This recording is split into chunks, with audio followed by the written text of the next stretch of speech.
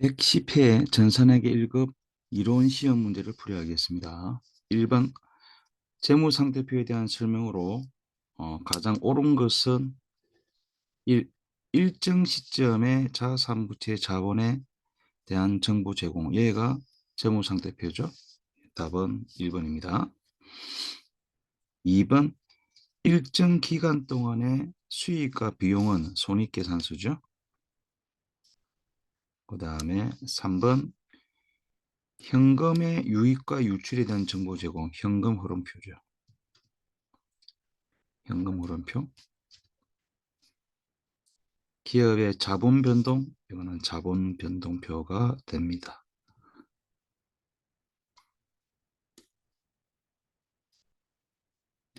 그래서 재무 상태표를 설명한 것은 1번. 2번 문제. 유동부채에 포함하지 않는 것은 계정과목 및 정기 등록 이용하면 되겠죠. 유동부채 1번, 2번, 3번은 유동부채에 해당이 되죠. 답은 4번 비유동부채.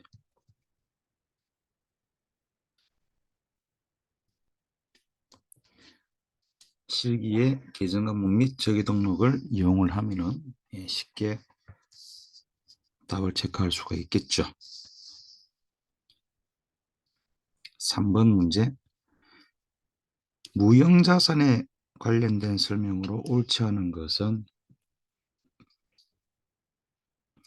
자, 연구 프로젝트에서 발생한 지출이 연구 단계와 개발 단계, 우리가 연구 단계면은 경상연구개발비, 연구 개발비 계정, 개발 단계는 개발비 계정을 사용할 수 있고요. 얘는 자산이죠. 얘는 판관비입니다. 자, 그런데 연구 단계면은 경상연구개발비로 처리하면서 판관비로 인데 개발 단계에 들어가면은 개발비로 자산 처리하는 겁니다. 그런데 구분할 수 없다. 구분할 수 없으면은 비용 처리해라. 연구 단계 비용 처리해라. 이런 뜻이 되는 겁니다. 맞는 말입니다. 그 다음에 내부적으로 창출된 어쩌고 저쩌고 무형자산으로 인식할 수 있다. 내부적으로 창출된 브랜드나 고객 목록에 관련된 거, 이거는 자산으로 볼 수 없는 게 제대로 평가하지 않았을 것이다 라는 의미로 얘들은 무형자산으로 처리할 수가 없습니다. 내부적으로 창출된 기타 등등 제대로 계산되지 않았을 것이다 라고 판단을 하는 겁니다. 3번의 무형자산은 회사가 사용할 목적으로 부여하는 물리적 실체가 없죠. 예, 사용할 목적 신뢰성 있게 요거는 건드리면 안 됩니다. 무조건 맞는 말이고요. 정해법으로 생각하죠. 예, 답은 2번이 되겠습니다.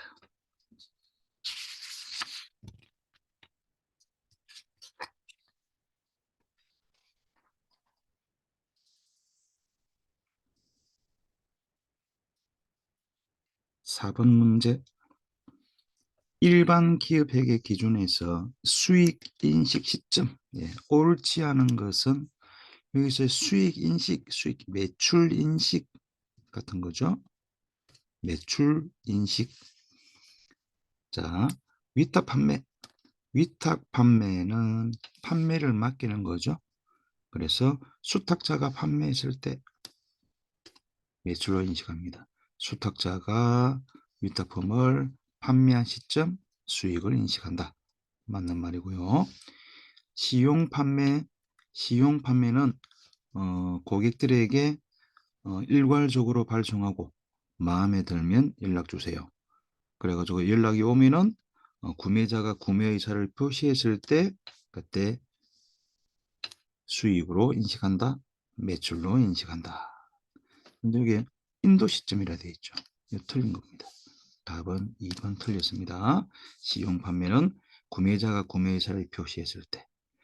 자, 그런데 우리가 수익요 인식 시점이 기본적으로는 발송하면 매출, 그걸 우리가 인도주의라죠. 발송하다, 인도하다 이라면은 매출이 되는 겁니다. 그걸 인도주의.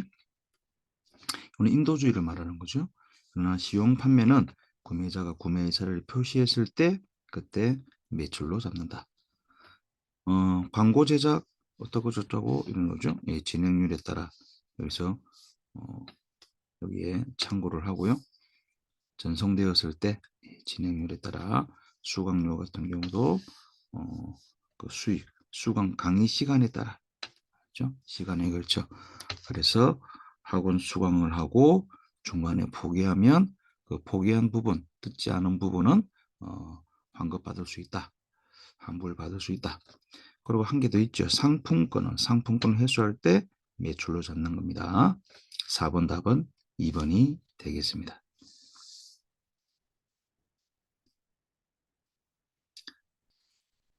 다음 5번.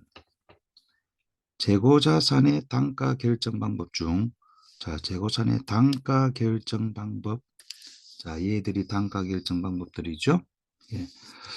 매출 시점에서 해당 재고자산의 실제 지도원가를 기록하여 매출원가로 대응함으로써 가장 정확하게 원가 흐름을 파악할 수 있는 단가 결정 방법. 자, 여기 있는 요 세 가지는 정확하게 대응이 되는 게 아닙니다. 정확하게 대응이 되는 게 아니죠. 왜? 얘는 먼저 들어온 것부터 먼저 내보내고, 그죠? 얘는 뒤에 들어오는 것부터 먼저 내보내고, 현재 시점하고 다른 겁니다.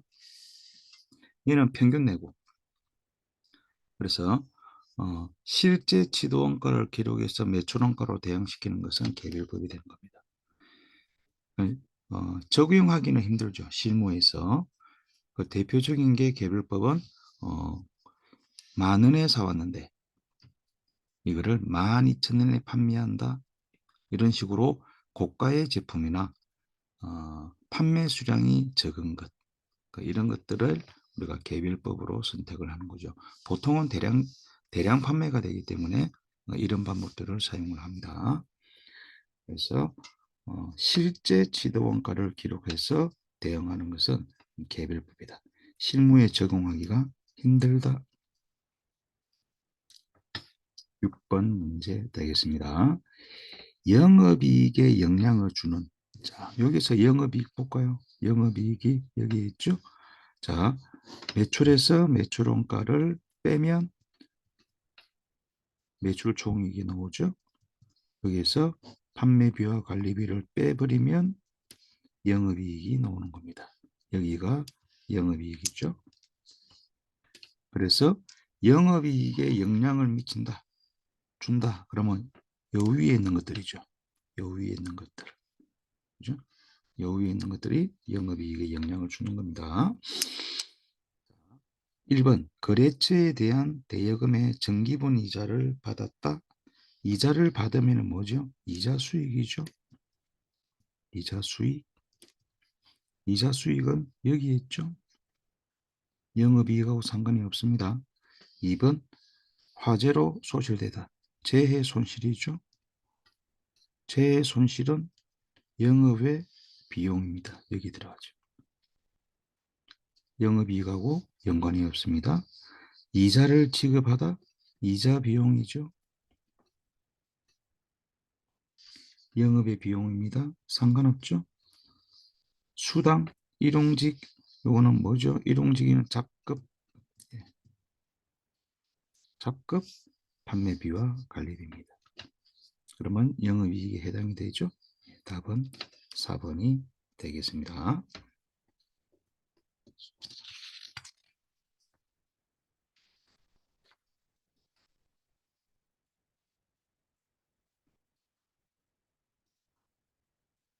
7번 문제. 다음의 거래를 적절하게 회계 처리하였을 경우 당기 순이익의 증감액은 얼마인가? 자, 여기서 첫 번째 매도 가능 증권 평가했죠? 자, 매도 가능 증권 500만 원을 450만 원에 평가했습니다. 50만 원 평가 손실 봤죠? 그래서 매도 가능 증권 평가 손실 50만 원. 단기 매매 증권 청구금액 300만 원을 330만 원에 평가했죠? 30만 원 올랐죠? 그러면 단기 매매 증권 평가이익 30만 원. 그 다음에 투자 부동산 900만 원을 880만 원에 처분했습니다. 20만 원 손실 봤죠? 투자 자산 처분 손실 20만 원. 요 세 가지에서 이렇게 나타났습니다. 자, 여기에서 외모로 보면은 다 수익 비용처럼 보이는데 여기서 비용하는 게 있죠. 얘죠. 얘는 뭐죠? 자본입니다. 기타 포괄. 손익, 누계액, 자본입니다.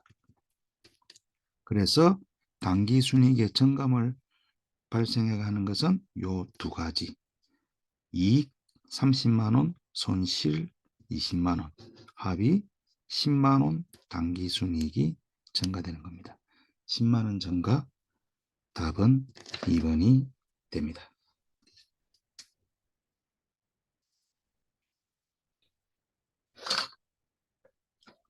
8번 문제. 자, 수왕골의 재무 상태가 다음과 같다고 가정할 때 기말 자본은 얼마인가? 자, 여기서 기초자산 부채, 기말 자산 부채들이 나와 있습니다. 특이한 것들이 있죠. 예, 추가 출자, 이익배당. 이익배당 때문에 좀 어려워지는 겁니다. 자, 수익 비용이 있고요. 그러면 우리가 기초자산 빼기 기초부채는 기초자본이죠. 예, 기말자산 빼기 기말부채는 기말자본이 됩니다. 자, 여기서 기초자산이 90만 원이죠. 그 다음에 기초부채가 50만 원이 되겠습니다. 이 자료를 넣어주는 겁니다. 기말부채가 75만 원이고 기말자본 얘가 얼마냐 이래 됐죠. 예, 기말자본을 구하는 겁니다. 근데 기말자본이 여기도 있죠. 그 다음에 추가 출자가 여기 있고요. 10만 원. 이익배당은 마이너스 5만 원이 되는 겁니다. 총 수익이 110만 원이 되고요. 총 비용이 90만 원이 됩니다. 자, 요때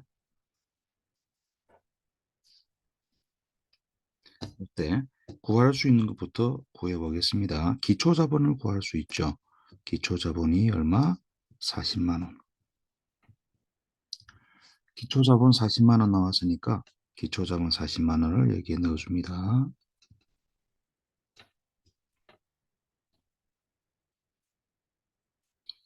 그 다음에 당기순이익을 구할 수 있죠. 당기순이익이 얼마? 20만 원. 수익에서 비용 빼면 당기순이익이니까. 여기에 당기순이익 있죠. 그러면 요건 필요 없고 여기서 바로 구할 수 있네. 그죠? 그래서 플러스. 자, 요 안에가 얼마가 되죠? 45만 원. 그래서 요 x는 얼마가 된다? 65만 원이 되는 거죠. 얘가 65만 원이 되는 겁니다. 답은 4번이 되겠네요. 이 공식이죠. 조금 난이도가 높습니다. 9번 문제. 원가 회계에 대한 설명이 아닌 것은 원가에게 외부 정보 이용자에게 적용된 이 외부 정보 틀렸죠. 예. 외부 아닙니다. 내부입니다. 내부. 내부 정보용자. 답 바로 1번이 되겠습니다. 외부 정보는 외부 보고는 뭐죠? 재무회계. 원가회계가 아니고 재무회계가 되겠습니다. 그리고 원가 통제, 원가 계산, 경영계획 수립 및 통제, 경영계획 수립 내부 보고죠. 그래서 답은 1번이 되겠습니다.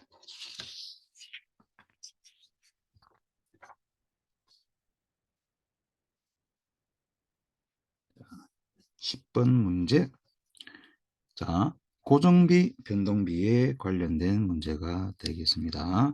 올바른 것은, 자, 요 밑에 여기 보겠습니다. 이 표를. 자, 조업도가 증가한다는 조건에서 여기 전부 다 조업도가 증가죠.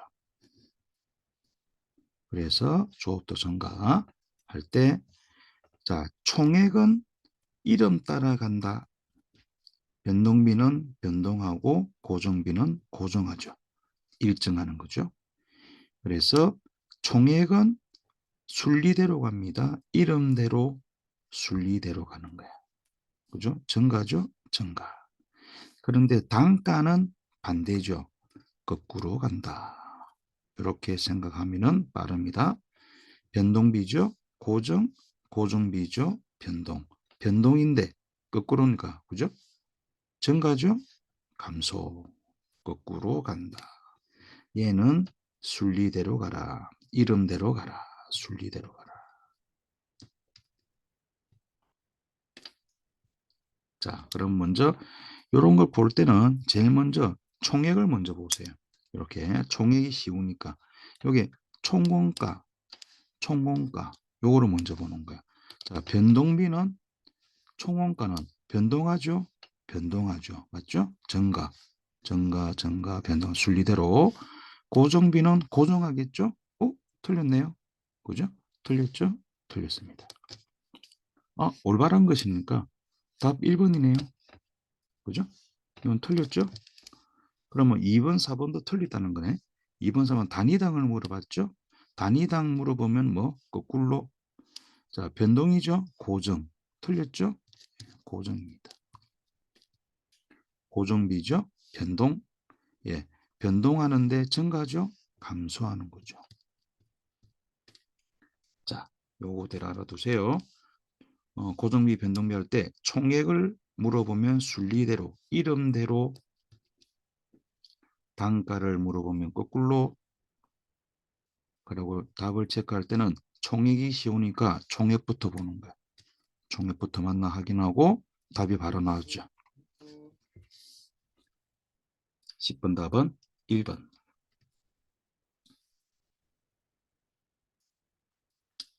11번 문제 되겠습니다. 11번 보조 부분 있죠. 예, 옳지 않은 것은 자, 우리가 보조 부분 배분 방법이 세 가지 방법이 있죠. 직접 배분법, 단계 배분법, 상호 배분법, 이렇게 세 가지 방법이 있습니다. 자, 직접 배분법은 단순하죠. 간단합니다. 그래서 보조 부분 상호간에는 배분하지 않죠. 무시합니다. 단계 배분법은 일부 배분하죠. 그리고 순서가 필요하고요. 자, 직접은 단순하고 간단하지만 상호는 복잡하죠. 연립방정식법 XY구에서 그래서 복잡하다. 그리고 완전 배분죠. 얘는 완전히 무시하고 얘 둘이는 배분하기는 배분하는데 얘는 완전히 배분하고 얘는 일부만 배분한다. 그리고 직접과 단계는 직접과 상호 가운데 있죠. 절충이다. 자, 그리고 여기서 요거 부동호도 시험에 잘 나오는 겁니다. 가장 합리적인 거 여기죠. 부동호가 지금 거꾸로 되어 있습니다. 이렇게 되어 있죠. 이렇게 부동호가 거꾸로 되어 있습니다. 이렇게 되어 됩니다. 가장 합리적이고 덜 합리적이고. 자, 그래가지고 문제를 보겠습니다. 자, 보조부문 원가 배분 방법에를 직접 배분법, 단계 배분법, 상호 배분법이 있으며 어떤 방법을 하더라도 차이는 없다. 맞습니다. 어떤 방법을 써도 상관없다. 중간 과정이 다른 거다. 그래서 예를 들어서 제조원집비 10,000원이면 10,000원을 이렇게 배부하고 이렇게 해보고 이렇게 해보는 거야. 결국은 10,000원입니다. 이 상호 배분법을 사용할 경우 상호 간의 수수를 고려하죠. 완전 고려, 그죠? 완전 고려. 자, 어떤 배분 방법보다 정확성이 높다. 예, 정확성이 높다. 합리적이다. 정확성보다는 합리적이다. 예, 대충 이 정도면 맞다 해줄 수 있습니다. 3번에 단계 배분법은 배분 순서 맞죠? 예, 순수를 어떻게 하더라도 차이가 없다. 아니죠. 순수를 다르게 하면서 약간의 차이는 총액은 같지만 과정이 달라지기 때문에 약간의 차이는 발생할 수 있죠. 요거 답 틀렸습니다. 차이가 있습니다. 차이 있다. 3번 직접 배분법을 사용할 경우 보조분모 원가 배분의 계산은 쉬우나 계산은 쉽죠. 그리고 그 상호는 전혀 고려하지 않는다. 고려하지 않는다. 무시한다. 됐죠? 그래서 답은 3번이 틀렸습니다. 13번, 12번 문제. 개별원가 계산과 종합원가 계산의 차이. 옳지 않은 것은 시험에 잘 나오는 거죠? 자, 이렇게 표시되어 있습니다. 자, 개별원가 계산은 작업 지시서에 의해서 맞죠? 개별원가는 작업 지시서에 의해서 그죠? 예. 작업 원가표, 그다음에 제조 지시서, 예. 작업 지시서, 제품별. 근데 종합원가 계산은 공정별로 그죠? 제조 원가 보고서, 이런 수류. 그다음에 이 개별원가 계산은 주문형 맞죠? 주문형. 개별은 주문 생산이고요. 종합원가 계산은 뭐다? 대량 생산이죠. 대량 생산. 3번 종합원가에서는 공정별 대량 생산 맞죠? 종합원가에서는 공정별 대량 생산 맞습니다. 그러면 4번이 틀린 것 같은데요. 종합원가 계산은 여러 공정에 걸쳐 맞죠? 공정별로 할 수 없다? 아니다. 있다. 공정별로 한다고 그랬죠. 공정별. 여기 있죠. 공정별. 답은 4번이 틀렸습니다. 나머지는 참조를 하세요.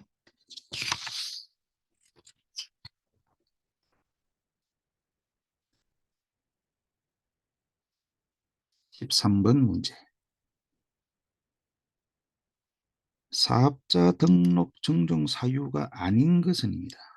아닌 것은 상호 변경 신고해야 되죠.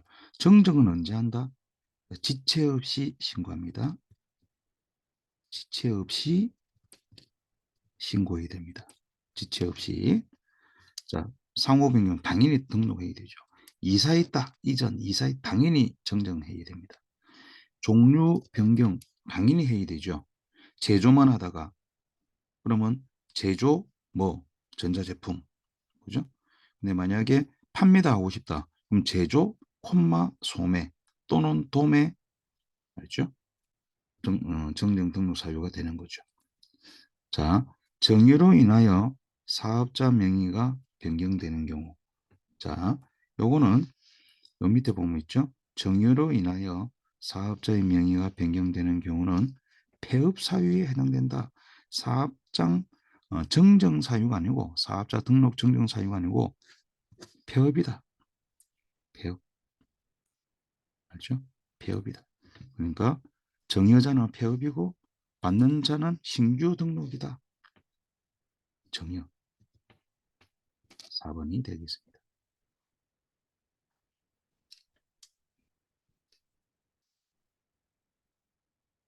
그 다음에 14번 문제. 영세율에 대한 설명으로 옳지 않은 것은 영세율, 옳지 않은 것은 자, 요 밑에 표에 또 정리를 해놨죠. 영세는 수출이죠. 수출. 소비주급 과세원칙 때문에 하는 거죠. 완전 면세, 면세는 불완전 면세. 그죠? 예. 그 다음에 0% 부가세 신고 의무가 있습니다. 자, 수출하는 재화에 대한 영세 쪽이 맞죠? 예. 영세율은 수출 산업의 지원 효과, 수출업자 우대. 그죠? 수출업자 우대죠. 수출업자 우대. 입니다. 영세율은 완전 면세죠. 기대할 수 없다? 아니죠. 완전 면세입니다. 완전 면세. 답 4번, 3번이 틀렸습니다. 소비지급 과세원칙 구현. 맞는 말이죠. 14번 답은 3번. 15번 문제. 영수증 발급 대상자가 될 수 없는 업종. 영수증 발급 대상자. 영수증 발급 대상자들 보세요. 소매업, 슈퍼죠.